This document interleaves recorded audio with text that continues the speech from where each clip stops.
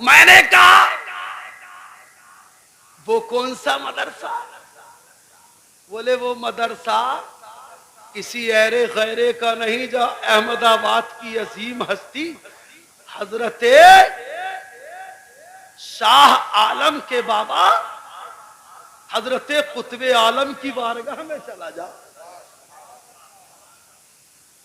حضرت قطب عالم کی بارگاہ میں چلا جا۔ وہ اٹھا بستہ اٹھایا، دوڑا دوڑا بھاگا بھاگا حضرت قطب عالم کی بارگاہ میں آ کے گر گیا، عرض کرتا ہے حضور آپ مجھے حافظ قرآن بنا دو۔ حضرت قطب عالم نے نگاہ ڈالی، کہا کہ کون ہو، کہاں سے آئے ہو؟ جاؤ ہمارا مدرسہ چالو ہے، مدرسے میں داخلہ لو، مدرسے میں پڑھو، تمہیں ہم حافظ قرآن بنوا دیں گے۔ اس بچے نے کہا تھا نہیں نہیں نہیں، بنوانے کی بات نہیں حضور، حافظ قرآن آپ کو بنانا ہے۔ بولے یہ بتا تو کتنے دنوں میں حافظ بننا چاہتا؟ بولے جیسا آپ چاہیں۔ تو آپ نے فرمایا جا ہم تمہیں 3 سال میں حافظ بنا۔ کتنے سالوں میں؟ کتنے سالوں میں؟ 3 سالوں میں۔ گیا، پڑھانے والے استاد سے ملا، استاد نے پوچھا کیا ہوا؟ کہا کہ حضرت نے مجھے 3 سال کا ٹائم دیا ہے۔ پوچھا تمہارے پاس 3 سال کا وقت ہے؟ اس جوان نے کہا رے جو 3 سال کی بات کرتے ہو، ہمارے پاس تو 3 دن کا بھی ٹائم ہے۔ اللہ اکبر۔ وہ پڑھا کچھ دیر، پریشان تھا۔ مدرس نے کہا پریشان ہونے کی ضرورت نہیں، جا حضرت قطب عالم کے قدموں سے چمٹ جا۔ وہ جوان آیا، حضرت قطب عالم کے قدموں سے آ کے چمٹ گیا، کہنے لگا حضور 3 سال بہت ہیں، میری نئی نویلی دلہن میرے گھر میرا انتظار کر رہی ہے، حضور مجھے جلد حافظ بنوا دیجئے۔ تو قطب عالم مسکرائے، فرمایا جا، ہم نے تیری تڑپ، ہم نے تیری بلک دیکھ لی، ہم تجھے 3 مہینے میں حافظ بنا دیں گے۔ کتنے مہینے میں؟ 3 مہینے میں حافظ بنا دیں گے۔ اب تصور کرو جسے 3 سال کا ٹائم دیا گیا ہو، اسے پھر 3 مہینے میں حافظ قرآن بنانے کی بات کر دی گئی ہو تو اس کی خوشی کا کوئی ٹھکانہ نہ رہا ہوگا۔ وہ مدرسے پہنچا، استاد سے ملا، پوچھا کہ اب بتاؤ کتنا ٹائم ملا؟ تو کہا کہ اب مت پوچھو، 3 مہینے کا ٹائم دیا ہے۔ استاد مسکرائے، کہا کہ پاگل ہے، ارے وہ تو اس سے بھی کم میں بنا دے۔ بولے اس سے بھی کم میں؟ بولے ہاں اس سے بھی کم میں بنا دیں گے۔ پھر پہنچ گیا، قدموں سے لگ گیا، عرض کی حضور یا تو حافظ قرآن بنا دو یا پھر مجھے یہاں ہی مار دو۔ اللہ اکبر۔ حضرت قطب عالم نے فرمایا چل اٹھ، کھڑا ہو جا، ہم تجھے 3 گھنٹے میں حافظ بنا دیں۔ میں نے کہا تھا یہ اللہ والے بڑے نرالے ہوتے ہیں، بڑے انوکھے ہوتے ہیں، بڑے اچھوتے ہوتے ہیں، ان کی باتیں بڑی پیاری ہوا کرتی ہیں، کہتے کچھ ہیں اور کرتے کچھ ہیں۔ کہا کہ ہم تجھے 3 گھنٹے میں حافظ بنا دیں۔ اجی اب تو اس کی خوشی کا کوئی ٹھکانہ ہی نہ رہا ہوگا، ادھر کا پیر ادھر، ادھر کا پیر ادھر پڑ رہا ہوگا۔ جا کے استاد کو مبارکباد دی، ٹھیک ہے جی سلام دعا لیجئے اور ہمیں رخصت کیجئے۔ کیا ہوا؟ بولے 3 گھنٹے کے بعد ہم حافظ قرآن بن جائیں گے۔ استاد مسکرائے اور کہا کہ او پگلے، تو جانتا نہیں قطب عالم کی شان کو، اللہ کی قسم 3 گھنٹے تو بہت ہیں، وہ تو 3 منٹ میں بنا۔ نگاہ ولایت میں وہ تاثیر دیکھی، بدلتی ہزاروں کی تقدیر دیکھی۔ تو زندہ ہے واللہ، تو زندہ ہے واللہ، میرے چشم عالم سے چھپ جانے والے۔ وہ دوڑا دوڑا بھاگا آیا اور قدموں سے آ کے لپٹ گیا اور رونے گڑ گڑانے لگا، عرض کرنے لگا حضور یا تو میں حافظ قرآن بن کے اٹھوں گا یا میری لاش اٹھے گی۔ اللہ اکبر۔ حضرت قطب عالم مسکرا گئے، فرمایا حافظ بننا چاہتے ہو؟ کہا حضور حافظ بننا چاہتا ہوں۔ کہا کہ کھڑا ہو جا، کھڑا ہو کتابیں کہتی ہیں وہ کھڑا ہوا، حضرت قطب عالم بھی کھڑے ہو گئے، کہا کہ قریب آ۔ حضرت قطب عالم نے اسے اپنی باہوں میں بھینچ لیا، سینے سے لگا لیا اور فرمایا اپنی آنکھیں بند کر۔ اس نے اپنی آنکھیں بند کی۔ حضرت قطب عالم نے فرمایا اب اپنا منہ کھول۔ حضرت قطب عالم کے کہنے پر اس نے اپنا منہ کھولا۔ حضرت قطب عالم نے اپنی زبان مبارک منہ سے باہر نکالی اور فرمایا لے میری زبان کو چوسنا شروع کر دے، چوسنا شروع کر دے۔ ابھی 3 منٹ نہیں 3 لمحے ہی ہوئے تھے، اس نے جب چوسا فرمایا اب زبان کو چھوڑ اور خدا کی قسم کھا کے بتا قرآن کتنا یاد ہوا، قرآن کتنا یاد ہوا۔ قدموں میں گر گیا، حضور کتنے کی بات مت کرو، الحمد کی الف سے ناس کی سین تک یاد ہو گیا۔ نگاہ ولایت میں وہ تاثیر دیکھی، بدلتی ہزاروں کی تقدیر دیکھی۔ جب ان کے گدا بھر دیتے ہیں شاہان زمانہ کی جھولی، محتاج کا جب یہ عالم ہے مختار کا عالم کیا ہوگا۔ اپنا بوریا بسترا اٹھایا اور اپنے مکان کی کنڈی کو جا کے کھٹکھٹایا، آنے والی کوئی اور نہ تھی، وہی نئی نویلی دلہن تھی۔ آ کے دروازہ کھولا، مسکراہٹ تھی لبوں پر چہرے پر، اور پوچھا بتاؤ مجھے آنے کے لیے نہ کہو گی، اندر نہیں بلاؤ گی؟ ہاں ہاں بلاؤں گی، لیکن یہ تو بتاؤ جس کام سے گئے تھے وہ کام کر کے آئے ہو؟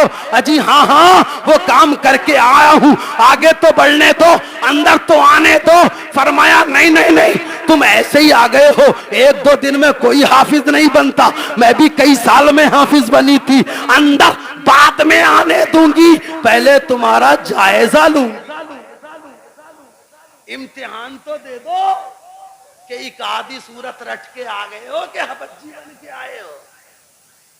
اجی آج تو حافظ جب نئے امام صاحب آتے ہیں تو مسجدوں میں وہ لوگ امتحان لیتے ہیں جنہیں الحمد یاد نہیں، وہ لوگ امتحان لیتے ہیں جن سے وضو نہیں آتا، جو ساری زندگی ناپاک رہے غسل نہیں آتا، وہ لوگ اماموں میں کمیاں نکالتے ہیں۔ عجیب بات ہے نا۔ کہنے لگی مجھے کچھ سناؤ، بولے کہاں سے سناؤں؟ بولے جہاں سے آپ چاہو وہاں سے سناؤں گا۔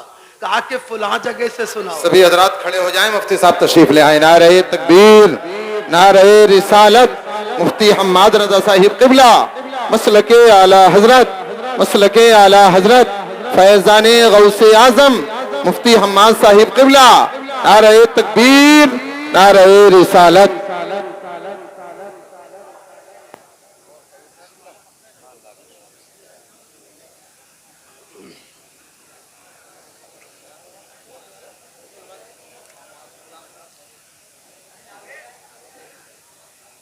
بہت جلد خاموش ہو جائیے، سننے سنانے کا ماحول بنائیے۔ ہندوستان کا ایک عظیم خطیب جو آپ کے روبرو پیش ہو چکا ہے، انشاءاللہ چند لمحات کے بعد آپ اور ہم انہیں بھرپور سنیں گے۔ جی لگا کے ایک مرتبہ درود شریف پڑھ لیں۔ اللہم صلی علی سیدنا و شفیعنا مولانا محمد صلی اللہ علیہ وسلم۔ بیوی نے کہا سناؤ، شوہر نے کہا سنو۔ کہاں سے سنو گی؟ بولے جہاں سے آپ کے یاد ہو۔ شوہر نے کہا نہیں نہیں، جہاں سے آپ چاہو گی وہاں سے سناؤں گا۔ بیوی نے پورے قرآن میں چیدہ چیدہ چیدہ چیدہ جگہ جگہ جگہ جگہ سے سننا شروع کیا۔ الحمد سے لے کے ناس تک اس نے جگہ جگہ سے قرآن سنا۔ جب اسے یقین ہو گیا کہ میرا شوہر حافظ قرآن بن گیا ہے، وہ بھی مکمل، تو سواگت کیا، ویلکم کیا، آئیے گھر میں اندر تشریف لائیے۔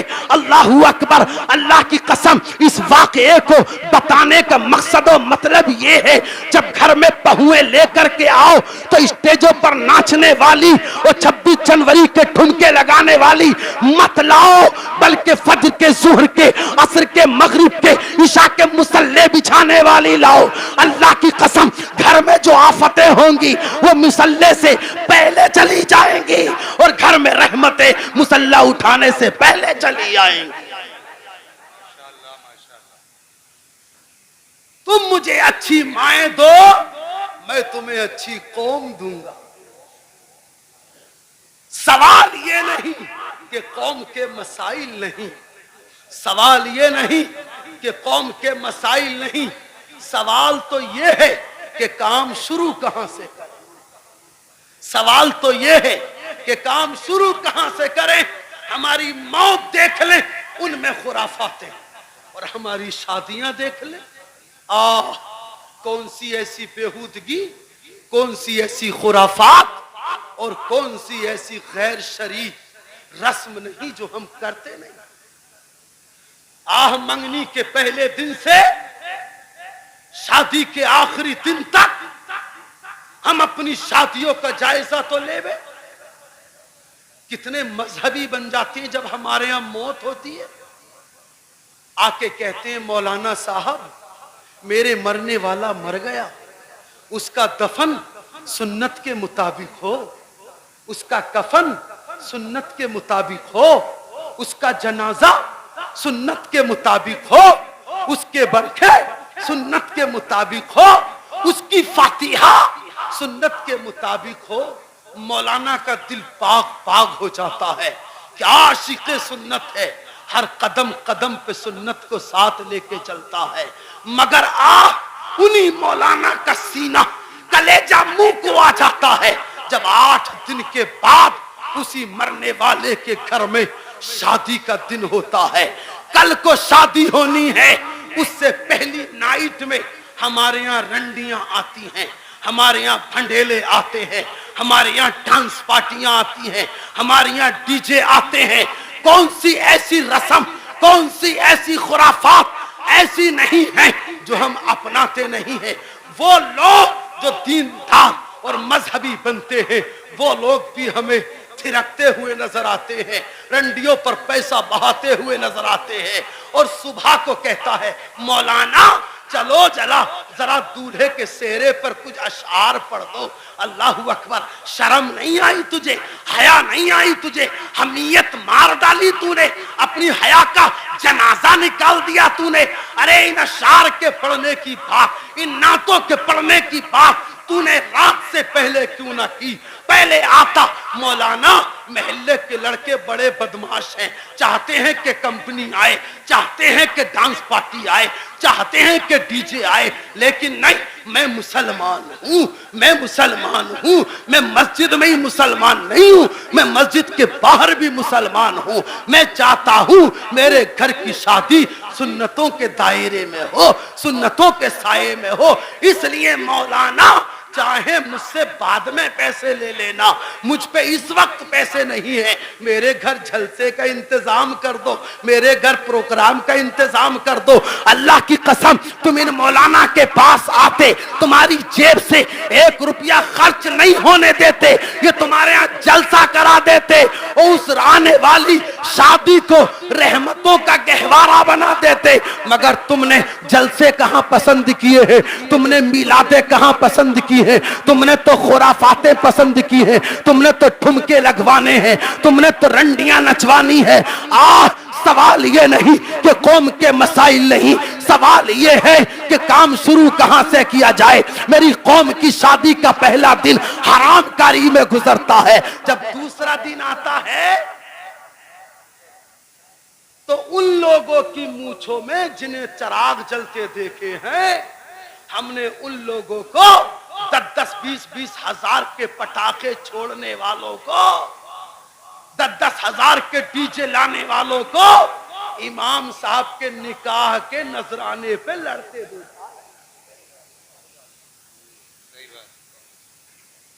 जिनकी मूंछों में चिराग जलते, जिनकी लाठियों से धुएं निकलते हैं, जिनके कदमों से जमीन टहलती है, ये खसाब, ये पठान, ये पाशा साहब, ये अंसारी साहब, ये फुला, ये फुला, ये फुला।